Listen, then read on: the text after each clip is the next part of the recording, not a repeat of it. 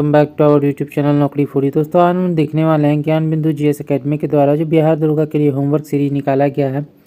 उस homework series में आज हम लोग डे 14 को कंप्लीट करेंगे। दोस्तों अगर आप हमारे चैनल पर नए हैं तो प्लीज़ हमारे चैनल को सब्सक्राइब करेंगे। अगर आपको हमारी वीडियो पसंद आती है, आपको हेल्पफुल लगती हैं तो हमारी वीडियोज़ पर लाइक और कमेंट करना मत भूलिएगा और इसे अपने दोस्तों के साथ जरूर शेयर कीजिएगा। तो चलिए दोस्तों शुरू करते हैं आज की इस वीडियो को। तो चलिए देखते हैं। सबसे पहला क्वेश्चन है, सर्वोच्च न्यायालय के पुस्तकालय में लेडी ऑफ जस्टिस की नई प्रतिमा का अनावरण किसके द्वारा किया गया? तो डी वाई चंद्रचूड़ के द्वारा। सुप्रीम कोर्ट के वर्तमान न्यायाधीश कौन है? तो ये संतोष खन्ना। सुप्रीम कोर्ट का उद्घाटन कब किया गया? तो 28 जनवरी 1950 ईस्वी को। जम्मू कश्मीर में विधानसभा चुनाव से पूर्व सरकार गठन प्रक्रिया में पहले उपराज्यपाल मनोज सिन्हा ने विधानसभा में कितने सदस्यों को नामित किया? तो 5 को।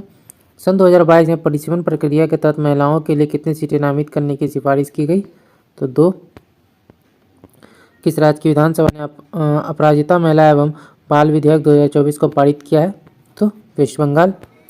वक्फ संशोधन विधेयक 2024 के संबंध में सही कथनों पर विचार करना है।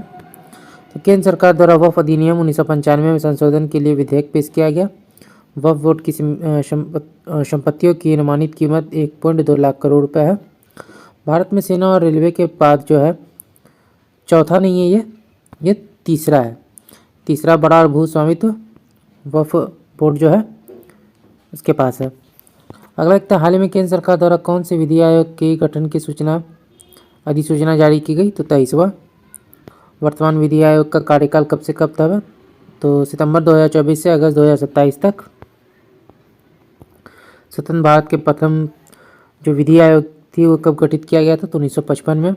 भारत का पहला विधि आयोग किसके अध्यक्षता में गठित किया गया था? MC तलवार। भारत में 3 नए आपराधिक कानून को कब और किसके द्वारा मंजूरी दी गई? 1 जुलाई 2024, गृह मंत्रालय। 3 नए आपराधिक कानून कब लागू किए गए? तो 1 जुलाई 2024 से।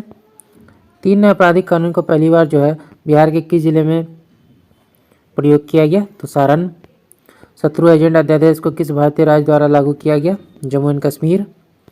हाल ही में 16वें वित्त आयोग का गठन किया गया है, इसके अध्यक्ष के रूप में किन्हें चुना गया? तो अरविंद पनगड़िया। जम्मू कश्मीर पुनर्गठन विधेयक अधिनियम 2024 के संबंध में कौन सा कथन सही है? तो 13 जुलाई 2024 को केंद्र सरकार द्वारा जम्मू कश्मीर पुनर्गठन अधिनियम को संशोधित किया गया। जम्मू कश्मीर 2024 पुनर्गठन अधिनियम में जम्मू कश्मीर के राज्यपाल को दिल्ली के LG की तरह अधिकारियों के ट्रांसफर पोस्टिंग पर फैसले का जो अधिकार है वो पाएंगे। सुभद्रा योजना कब और किस राज्य में शुरू की गई? 2024 में, उड़ीसा। चुनावी फोटो पहचान पत्र किस संवैधानिक निकाय द्वारा जारी किया गया? तो चुनाव आयोग। भारतीय राज्यों के पासपोर्ट धारकों की सर्वाधिक संख्या किस राज्य में है? तो केरल और महाराष्ट्र में। और सबसे कम जो है यह है अंडमान निकोबार में, अंडमान एंड निकोबार। अगला देखते हैं, Indian financial system code IFSC के अंतिम 6 अंक किसका प्रतिनिधित्व करते हैं? तो यह है शाखा संख्या। भारत के UPI सिस्टम को अपनाने वाला पहला देश Nepal. One nation one ration card योजना को कब शुरू किया गया तथा शुरुआती दौर में कितने राज्यों में ये शुरू किया गया? 2019 में जो है इसे शुरू किया गया था। तो यह है 4 राज्यों में शुरू किया गया था। प्रधानमंत्री श्रम योगी मानधन योजना को कब शुरू किया गया? तो 2019 में। जन आरोग्य योजना की शुरुआत भारत सरकार द्वारा कहाँ पर की गई? तो रांची, झारखंड में है। किसान क्रेडिट कार्ड पहल कब और किस संस्था द्वारा शुरू किया गया? तो 1998 में, नाबार्ड के द्वारा। DPT का टीका किन 3 बीमारियों की रोकथाम के लिए लगाया जाता है? तो डिप्थेरिया, पोर्टोसिस और टिटनेस। IRCTC का मुख्यालय कहाँ है और किस मंत्रालय के प्रशासनिक नियंत्रण में आता है? तो न्यू दिल्ली में है और रेल मंत्रालय। मृदा स्वास्थ्य कार्ड कब और कहाँ शुरू की गई थी? 2015, सूरजगढ़, राजस्थान। GST पंजीकरण संख्या में कुल अंकों की संख्या कितनी है? तो 15। OCI कार्ड की शुरुआत किस नागरिकता संशोधन अधिनियम के तहत की गई तथा OCI कार्ड किस मंत्रालय द्वारा जारी किया जाता है?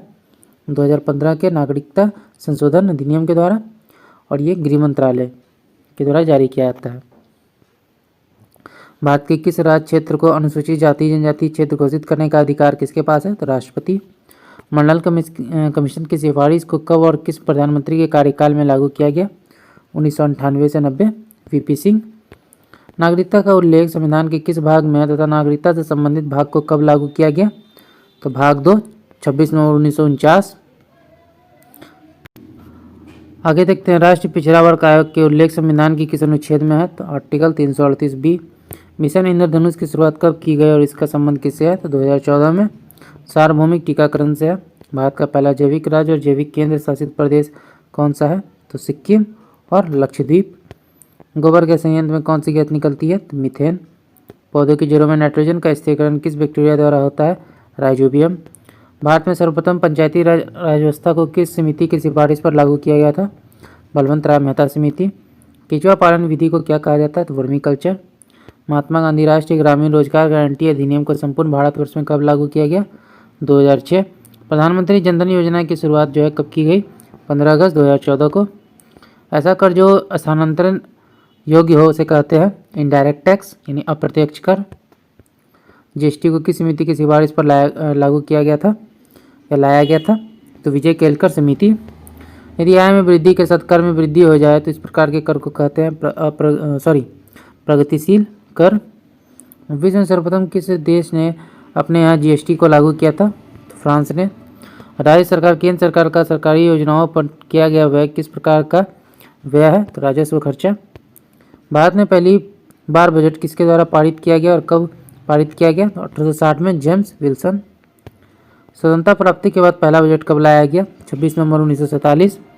गणतंत्र भारत का पहला बजट कब और किसके द्वारा पेश किया गया? 1950 जॉन मथाई।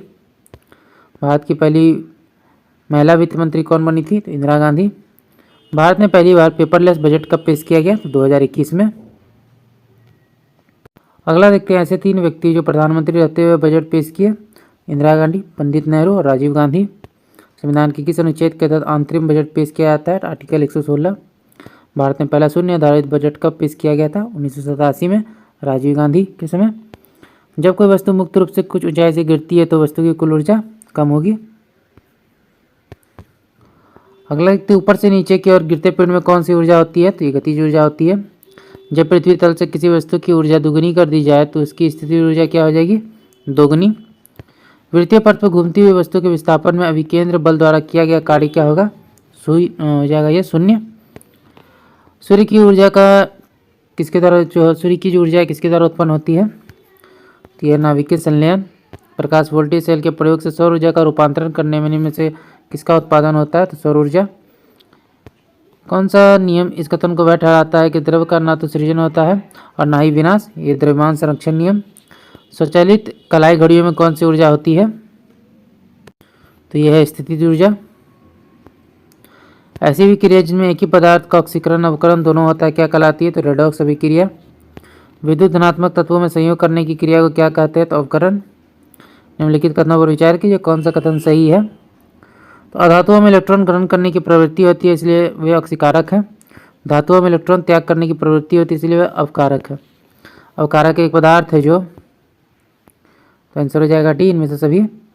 इलेक्ट्रॉन का त्याग करता है, दूसरे पदार्थों का अवकरण करते हैं, रासायनिक अभिक्रियाओं में ऑक्सीजन या अन्य विद्युत ऋणात्मक अवयव ग्रहण करते हैं।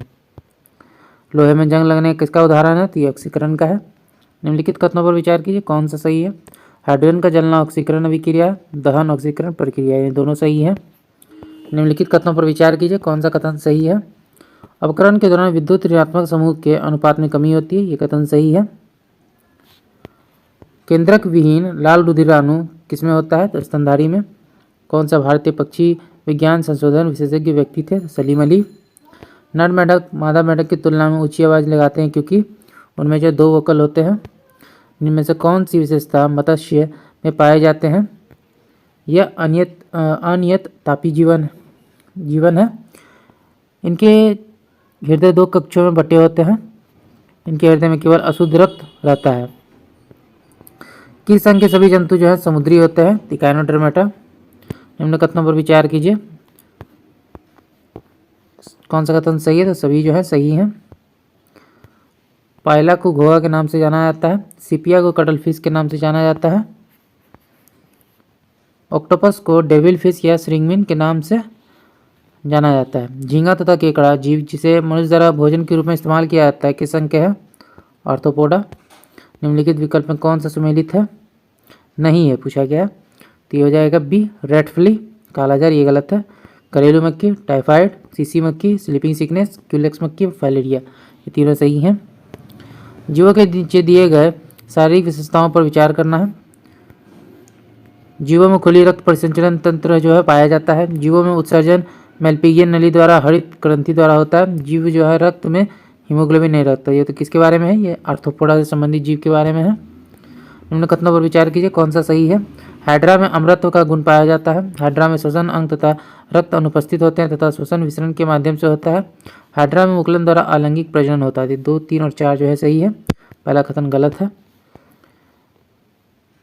किस जीवन को बाथ स्पंज कहते हैं? क्योंकि इसका इस्तेमाल स्नान के समय गंदगी साफ करने के लिए किया जाता है। तो स्पंजीय। जंतु जगत का सबसे बड़ा संघ कौन सा है? तो आर्थ्रोपोडा। तो दोस्तों आज का वीडियो यहीं तक था। आशा करते हैं ये वीडियो आपको पसंद आया होगा। अगर आपने वीडियो को यहाँ तक देखा और अभी तक हमारे चैनल को सब्सक्राइब नहीं किया है तो प्लीज़ हमारे चैनल को सब्सक्राइब करेंगे। अगर आपको हमारी वीडियो पसंद आई या आपको हेल्पफुल लगी तो इसे अपने दोस्तों के साथ भी और शेयर कीजिएगा। हमारी वीडियोज़ पर लाइक और कमेंट करना मत भूलिएगा। तो चलिए फिर मिलता है एक मज़ेदार वीडियो के साथ। जय हिंद।